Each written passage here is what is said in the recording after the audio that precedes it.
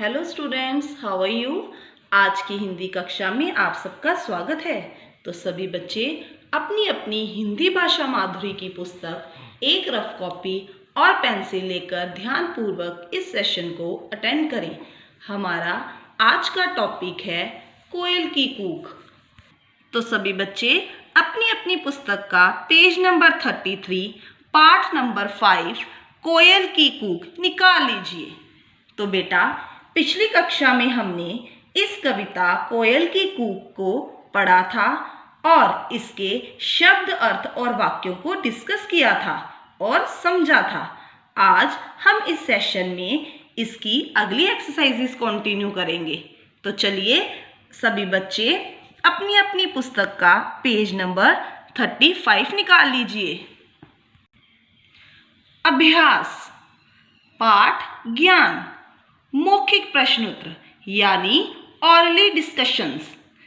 इसका first question है, क्या आपने कोयल देखी है? तो बेटा, हम सब ने बहुत सारे पक्षी देखे हैं। कोयल भी उन पक्षियों में से एक है। इसको हमने पेड़ों पर, बागों में, चित्रों में, पुस्तकों में आदि कई स्थानों पर देखा है। इसलिए आपने इसका आंसर खुद लिखना है। सेकंड क्वेश्चन देखिए, अगर आपसे कोई कड़वी बोली में बात करे तो आपको कैसा लगेगा? तो बेटा, कड़वी बोली का मतलब होता है किसी को बुरे शब्द कहना। अगर हमसे कोई कड़वी बोली में बात करता है तो हमें बहुत बुरा लगता है। इसलिए आपने यहाँ पर खुद अपना आंसर लिखना है कि आपको कैसा लगता है। तो थर्ड क्वेश्चन देखिए, मीठी बोली आपको कैसी लगती है? तो बेटा, इस क्वेश्चन का रिलेशन सेकंड क्वेश्चन के साथ है। अगर आपको कड़वी बोली बुरी लगती है तो मीठी बोली कैसी लगती होगी? इसका आंसर भी आपने खुद ही करना है। तो चलिए नेक्स्ट एक्सरसाइज पे चलते हैं। लिखित प्रश्न उत्तर यानी रिटन क्वेश्चन आंसर्स। बेटा, इन प्रश्न उत्तर के हम उत्तर जब लिखते हैं तो हम इसके फुल उत्तर लिखते हैं। जैसे नंबर फर्स्ट, कोयल किस सुर में गाती है? तो बेटा, अगर हम इस क्वेश्चन में से किसको हटा देंगे तो किस सुर में की जगह पर आप उसका सुर लिखेंगे तो ये आपका फुल क्वेश्चन आ जाएगा। जैसे कोयल डैश सुर में गाती है। ऐसे ही आपने बाकी प्रश्नों के उत्तर भी फुल लिखने हैं। तो चलिए सेकंड देखिए, हमें कैसी वाणी बोलनी चाहिए? नंबर थर्ड, कोयल सबके मन को क्यों अच्छी लगती है? नंबर फोर, कविता के अनुसार कोयल कहाँ छिपी बैठी है? आपने कविता को आधार बनाकर इन क्वेश्चंस के आंसर्स खुद करने हैं। तो चलिए अब हम नेक्स्ट पेज पे चलते हैं। दीर्घ उत्तरीय प्रश्न यानी लॉन्ग क्वेश्चन आंसर्स। इसके उत्तर हम विस्तार पूर्वक लिखते हैं। तो चलिए इसका फर्स्ट क्वेश्चन है, संदर्भ सहित भावार्थ लिखिए। संदर्भ मीन्स कॉन्टेक्स्ट। इस कविता का संदर्भ आपकी पोएम की फर्स्ट लाइन में ही मिलेगा। तो इस कविता का संदर्भ है कि इसमें कवि श्री अयोध्या सिंह उपाध्याय हरिओद जी ने बसंत ऋतु और कोयल का कविता के रूप में बड़ा ही मनोहारी वर्णन किया है। तो इसके स्पेलिंग देखिए, अ यको ओ आधा ध यको आ अयोध्या, सको छोटी ई ऊपर अंग ह सिंह, उ पको आ आधा ध यको आ य उपाध्याय, हरिओद ह रको छोटी ई औ द हरिओद जी, बसंत ब स के ऊपर अंग त बसंत, री ऋषि तक छोटा उ ऋतु, मनोहारी म नको ओ हको आ रको बड़ी ई मनोहारी। तो चलिए बेटा, अब मैं आपको इस कॉन्टेक्स्ट के कुछ कीवर्ड्स देती हूँ। यहाँ पर दिए गए कीवर्ड्स के आधार पर आपने इन पंक्तियों का भावार्थ स्वयं लिखना है। फर्स्ट, कवि का नाम, भाव, बसंत, ब, स के ऊपर अंग, त, बसंत, मस्त, म, आधा स, त, मस्त, कूकती, क को बड़ा ऊ, क, त को बड़ी ई, कूकती, मौसम, म को बड़ा अ, स, म, मौसम, मोह, म को ओ, ह, मोह। बेटा, इस कविता को आधार बनाकर आपने इन कीवर्ड्स की हेल्प से इसका भावार्थ स्वयं करना है। तो चलिए नेक्स्ट सेकंड क्वेश्चन पे चलते हैं।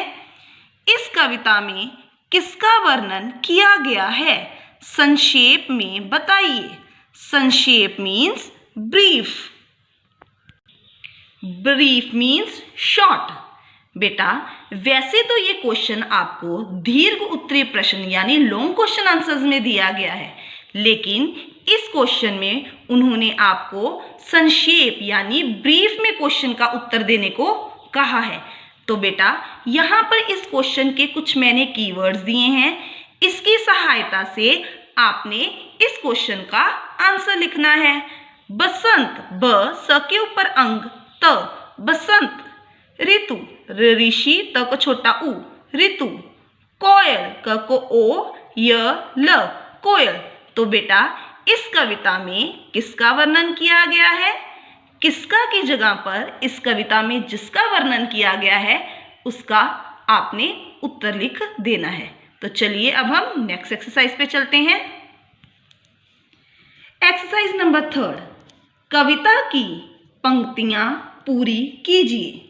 तो बेटा, यहाँ पर आपको कविता की कुछ अधूरी पंक्तियां दी गई हैं, जिन्हें आपने कविता पढ़कर पूरा करना है।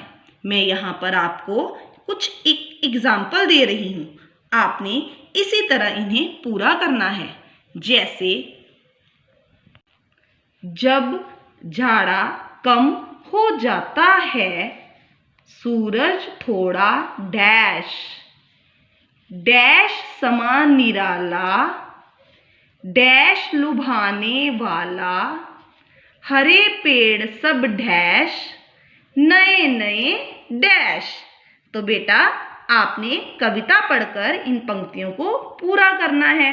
तो चलिए अब हम भाषा ज्ञान पर चलते हैं। भाषा ज्ञान, एक्सरसाइज नंबर 1, नीचे दिए गए शब्दों के दो दो पर्यायवाची लिखिए। तो बेटा, पर्यायवाची का मीनिंग होता है जिन शब्दों के अर्थ समान होते हैं उन्हें हम पर्यायवाची शब्द कहते हैं, यानी समानार्थी शब्द। तो देखिए, इसका फर्स्ट है फूल। फूल मीन्स फ्लावर। फ्लावर को हम और क्या क्या कहते हैं? पुष्प। प को छोटा ऊ, आधा श, षटकोण वाला, प, पुष्प। सुमन, स को छोटा ऊ, म, न, सुमन। सूरज, सूरज मीन्स सन, स को बड़ा ऊ, र, ज, सूरज। सूरज को और हम क्या क्या कहते हैं? सूर्य। दिनकर। पेड़, पेड़ मीन्स ट्री। ट्री को हम और क्या कहते हैं? वृक्ष। तरु। नेक्स्ट है हवा। हवा को हम क्या कहते हैं? वायु। पवन। डाली, डाली मीन्स ब्रांच। ब्रांच को हम कहते हैं टहनी। शाखा। तो चलिए अब नेक्स्ट एक्सरसाइज पे चलते हैं।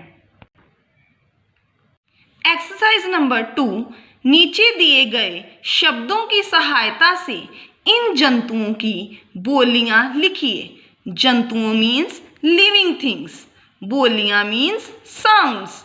तो बेटा, यहाँ ऑप्शंस में आपको कुछ जंतुओं की बोलियां दी गई हैं, जिन्हें आपने उनकी बोलियों के आधार पर यहाँ पर फिल करना है। जैसे कि फर्स्ट है हिन हिनाना, ह को छोटी ई न, हिन, ह को छोटी ई, न को आ, हिन हिनाना। भौंकना, भ को बड़ा अ, ऊपर अंग, क, न को आ, भौंकना। दहाड़ना, द, ह को आ, ड़, न को आ, दहाड़ना। चिंगाड़ना, च को छोटी ई, ऊपर अंग, घ को आ, अड़ न को आ, चिंगाड़ना। भिन भिनाना, भ को छोटी ई न, भिन, भ को छोटी ई, न को आ, न को आ, भिन भिनाना। तो नंबर फर्स्ट है मक्खी, म आधा क, ख को बड़ी ई, मक्खी। तो बेटा हाउस फ्लाई, हाउस फ्लाई की साउंड क्या होती है? भिन भिनाना, भ को छोटी ई न, भिन, भ को छोटी ई, न को आ, न को आ, भिन भिनाना। इसी तरह शेर, घोड़ा, कुत्ता, हाथी, इन सभी जंतुओं की साउंड्स को आपने ऊपर दिए गए ऑप्शन में से ढूंढकर यहाँ पर लिखना है। तो चलिए नेक्स्ट एक्सरसाइज पे चलते हैं। एक्सरसाइज नंबर 3, कविता से छांटकर पुनरुक्त शब्द लिखिए। पुनरुक्त मीन्स डबल वर्ड्स, यानी रिपीटेड वर्ड्स। जब एक वर्ड को हम 2 बार लिखते हैं और उसके बीच में हाइफन आता है, जैसे काली, काली, ये दोनों वर्ड सेम है और इनके बीच में हाइफन आया है, एक वर्ड दूसरी बार रिपीट हुआ है। ऐसे ही कुछ वर्ड्स आपकी कविता में आए हैं। आपने कविता में से ढूंढकर यहाँ पर इसको फिल करना है। तो चलिए अब नेक्स्ट एक्सरसाइज पे चलते हैं। एक्सरसाइज नंबर 4, विपरीत अर्थ वाले शब्दों का मिलान कीजिए। विपरीत अर्थ मीन्स ऑपोजिट वर्ड्स, यानी उल्टे अर्थ बताने वाले शब्दों को हम विलोम शब्द कहते हैं। मिलान मीन्स मैचिंग। आपने इन विपरीत शब्दों की मैचिंग करनी है। सबसे पहले आपने यहाँ साइड पर इन वर्ड्स को नंबरिंग करनी है, 1 2 3 4। नंबर 1 है मनोहर, मनोहर मीन्स सुंदर। नंबर 2 है झाड़ा, झाड़ा। नंबर 3 है काला। नंबर 4 है मीठा। दूसरी साइड पे दिया है सफेद, कड़वा, बदसूरत, गर्मी। तो बेटा सबसे पहले है मनोहर। जैसे कि मैंने आपको बताया, मनोहर का मतलब होता है सुंदर, तो इसका विपरीत शब्द यानी उल्टा शब्द होगा बदसूरत। तो इसके आगे मैं नंबर 1 लगा देंगे हम। सेकंड है जाड़ा, तो जाड़ा का मीनिंग होता है सर्दी, तो उसका उल्टा क्या होगा? आपने इसी तरह इन सभी शब्दों के उल्टे शब्द मैच करने हैं। तो बच्चों, आपने अपनी मम्मी पापा की हेल्प से इस अभ्यास को सुंदर हैंडराइटिंग में अपनी अपनी बुक पर सॉल्व करना है। नेक्स्ट सेशन में मैं आपको फिर मिलूंगी। तब तक के लिए गुड बाय।